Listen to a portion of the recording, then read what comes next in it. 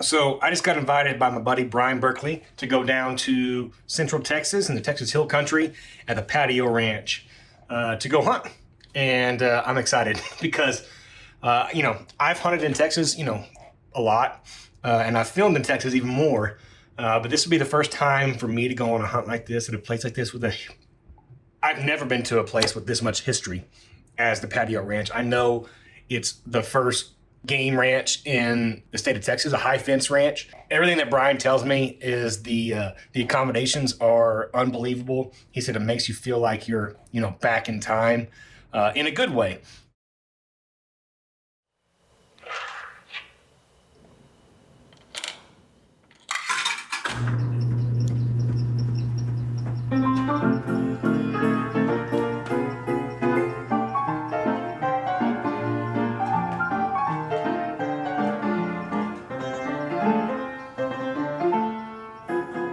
The Patio Ranch is in Kerr County, Texas, and it is in a rocky, hilly area.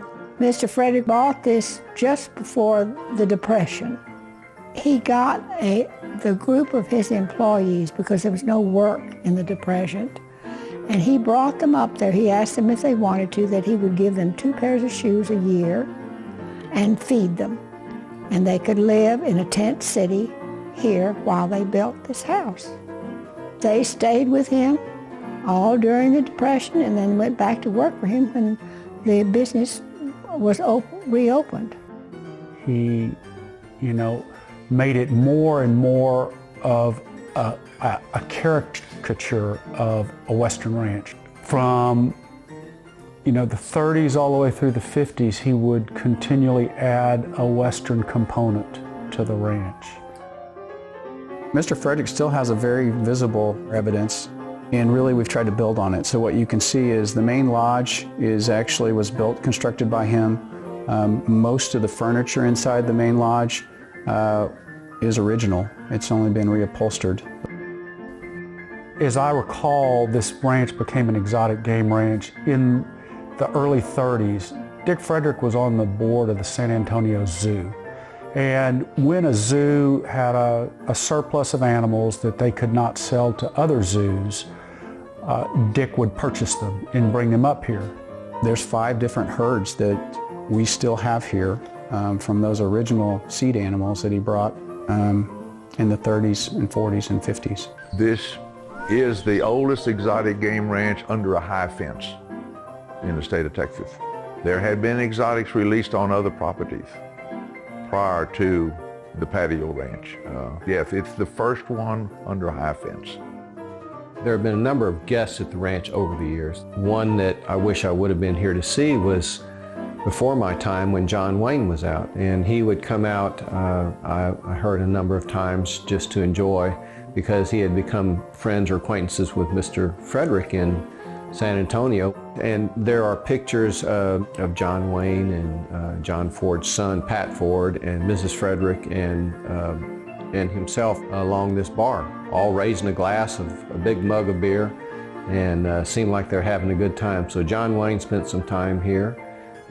Dick had some health problems and went to my grandfather, Henry Stumberg, and offered to sell it to him at a very more than fair price.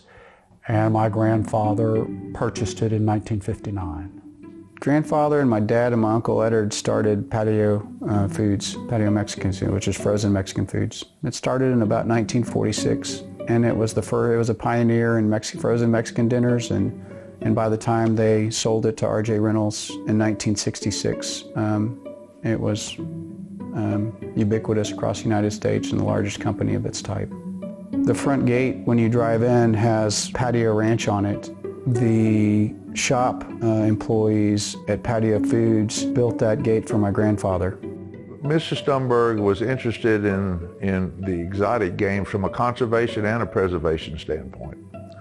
Some of these species that are here, not that he put them here originally, there was more animals in the state of Texas when he purchased this ranch, like black buck antelope, than there were in their native countries.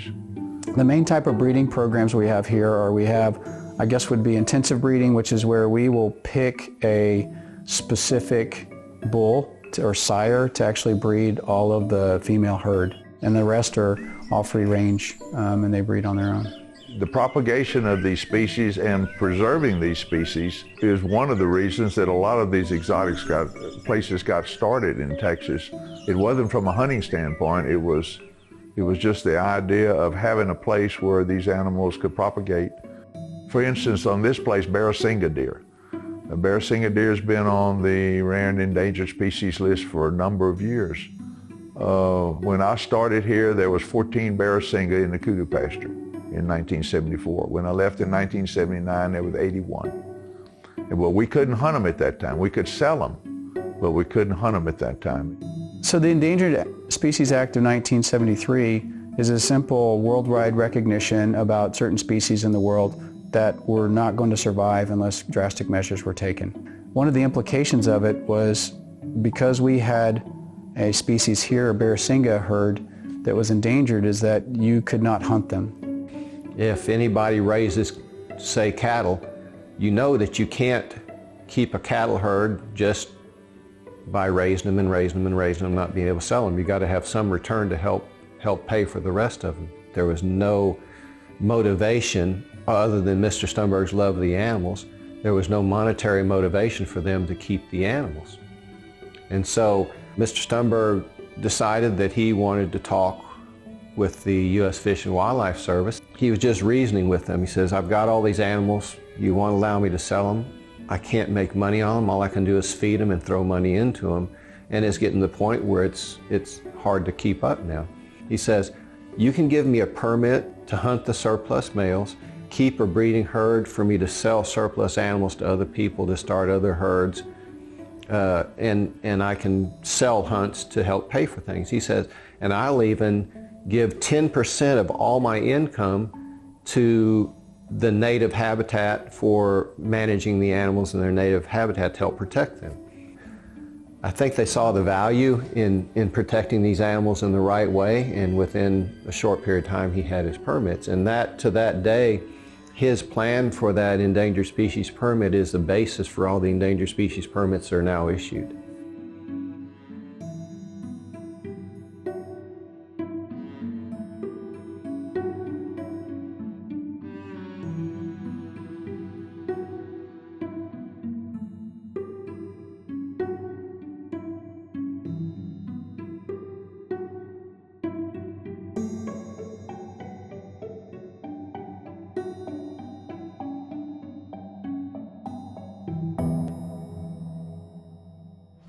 Right. Where are we? Patio Ranch. The Patio Ranch, indeed. Let's go. Favorite place. We just rolled in like an hour and a half ago, already in full hunting garb. Shot your bow. We're unpacked. Yep. Ready to go get it done. I feel good about it. I'm going to be after aoudad, and you're going to go after whatever walks out. Axis deer. That's the main Hopefully focus. Axis. Yeah, Axis is the main focus. Then Stumberg. Well, just getting settled in this amazing ground blind. This is a really cool blind. You guys did it up. Sitting over a feeder. The feeder is probably about 35 yards. 35.1 yards. We got some hay on the ground. Big front coming in tonight, so they like to put hay down ahead of that for the animals out of here. We got a Jacob's sheep. That's what it's called, right? I'm learning all kinds of stuff. What is it? Four-horn, yeah. Looking for aoudad. A lot of aoudad out of here. We got a little bit of a crosswind, so we're hoping they come from the direction the wind's coming from. I'm not going to be picky. I'm just going to shoot what he tells me I'm allowed to shoot. I'm super grateful down here at the Patio Ranch here in the Texas Hill Country. Down there with my buddy Brian Burkley. Him and I have shared a lot of camps together over the years. And we always have a good time, so this is my first time doing a hunt like this, and looking forward to experiencing it. So, one up front.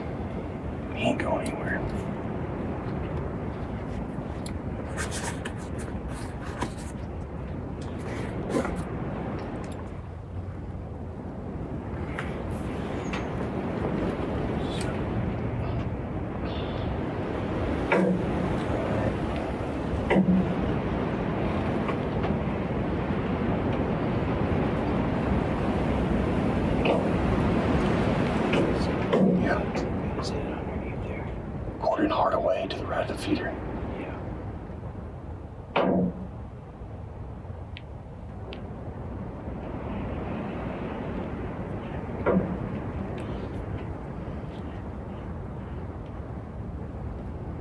That's him right there.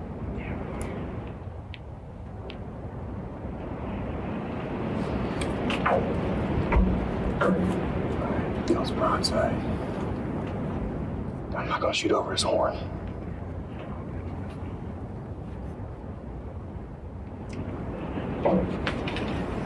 Alright, you ready? Yeah.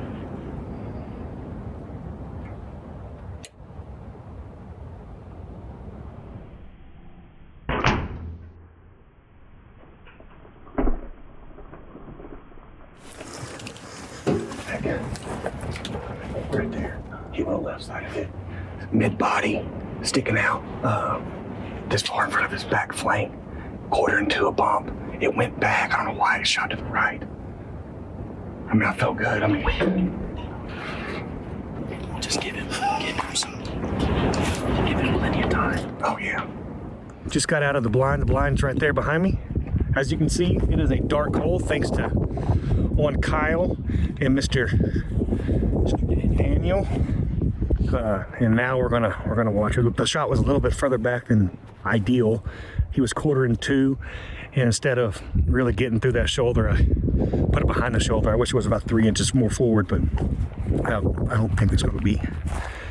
I think we're gonna find him. So let's go. There's blood right here.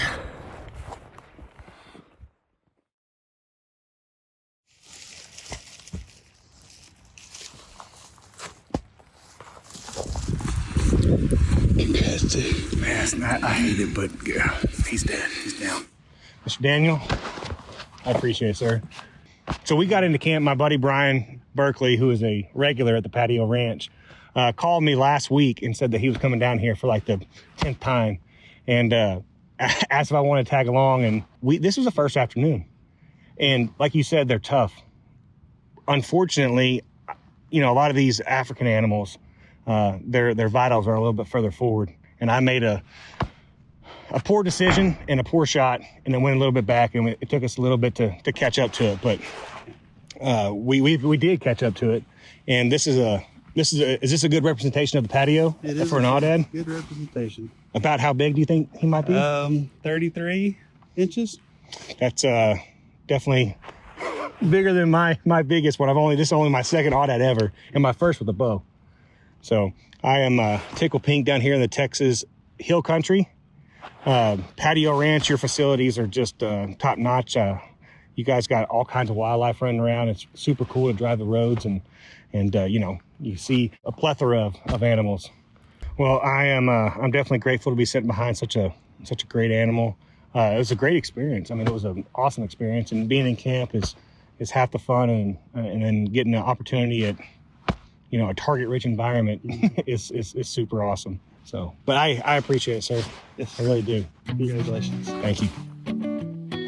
My name is Daniel Gray. I'm the ranch manager here at the Patio Ranch. Been employed since 2014. The ranch is right under 2,000 acres. High fence, exotic game ranch. Coming in from the front gate to where our main compound is a good 2 miles off the highway. You're far away from town. You're way out in the country. There's lots of nice scenery, hills. You know, see wildlife along the way. Drive in, you see this big 2-story castle-looking building, which is our main lodge that everybody stays at. Whenever you come inside, it's like taking a step in the past. You know, with the construction of this thing in the early 30s, a lot of the furniture in here is original from back in that time period. The lodge has been well maintained and updated, but there's still a lot of really old original pieces in here. Although Patio Ranch offers 15 different species, a lot of the common ones that you see in other game ranches in Texas, common stuff like black buck, axis fallow, But our specialties here, things that we're really proud of, are Nubian ibex, markhor, our Stumberg sheep, which is a Argali European mouflon hybrid, Barasingha deer, and Manchurian Sika. And kind of new and exciting to us, we just reintroduced sandbar deer, which historically was one of the first species that was here on the ranch back, possibly in the early 30s. This is something that we really take pride in, is most everything that is harvested here was born and raised from the ranch. The ranch is split up into like 5 different pastures, so we can kind of separate those that can cross for the purity of the species. Our specialty species that we have, markhor, Nubian ibex, Barasingha, Manchurian Sika, and the Stumberg sheep, we have a selective breeding program. From that, we're taking the best looking animals, the traits that we really like, and we put them in there. And it's fun being a part of growing really big animals.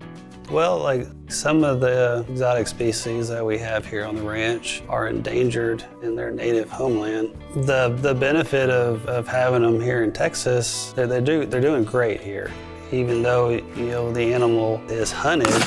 But the income that comes from that hunt pays for the rest of them. Hey, Brian, what are we after? The elusive aoudad.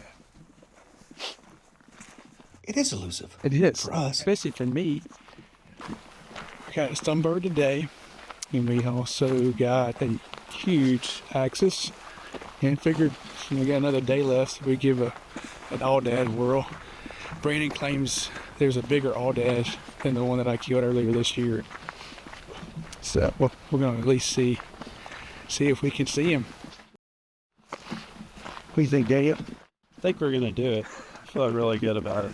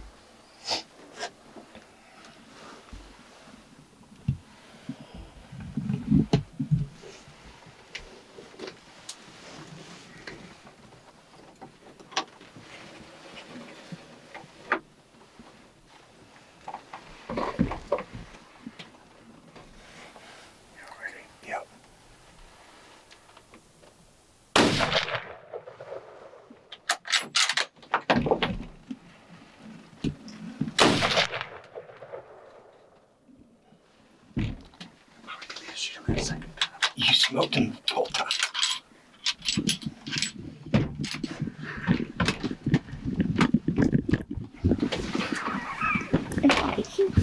Love him.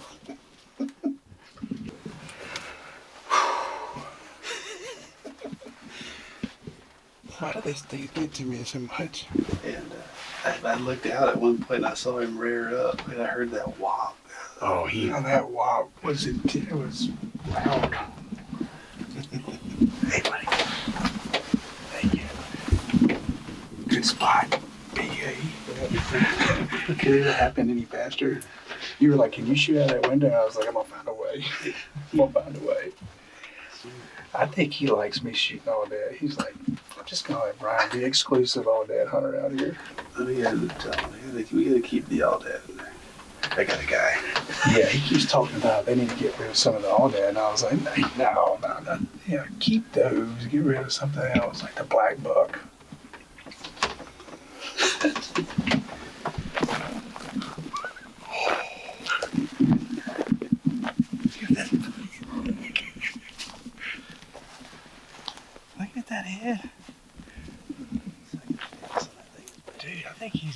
than the other one, don't you? You think?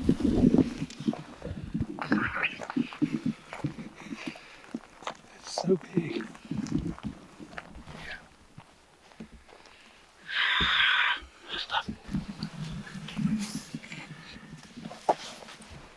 How about 36? 36? 36. 23 and 23 and 2? Yeah.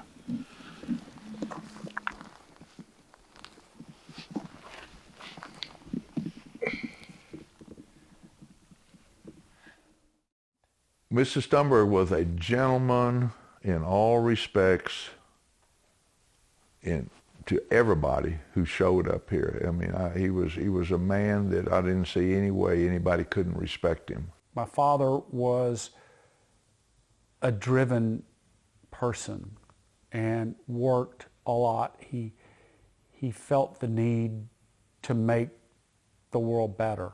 It taught me that everybody has this dignity and is deserving of respect.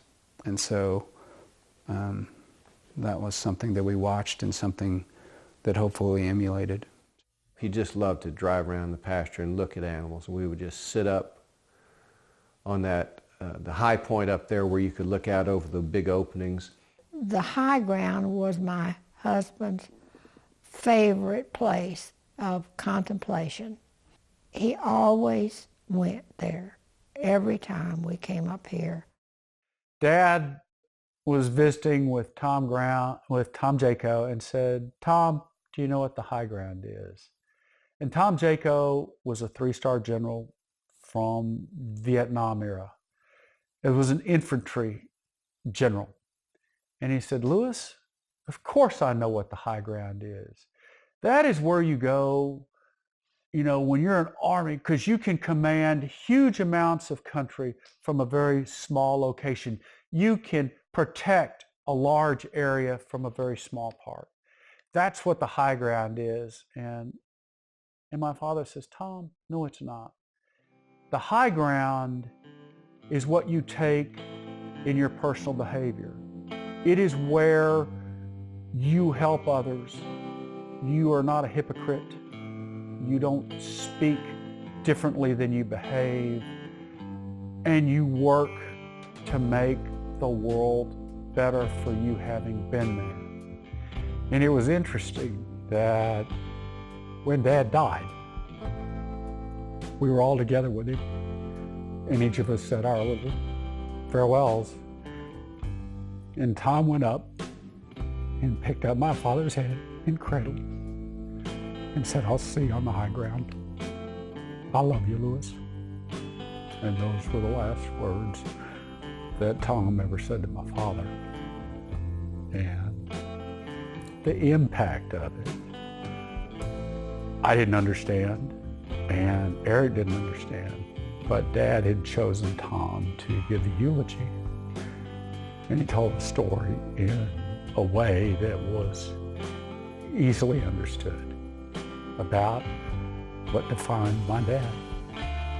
And that's the high ground. And there,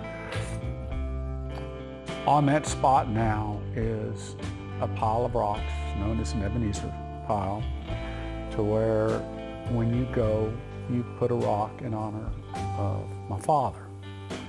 There's also there a bottle of Jordan, empty bottle of Jordan, certainly from my brother and I, there at the bottom, because that was what my father shared with his closest friends. And that's the high ground.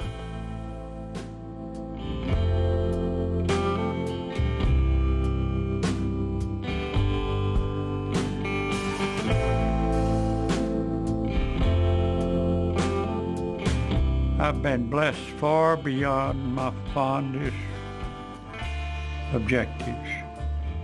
And you really don't know joy unless you've had sorrows. There ain't no hills to go over. There ain't a valley between them. I've found a lot of joy. Well, I fish, I hunt, Mary Pat and I go up to the river ranch. It's the only place I can really sit, do nothing.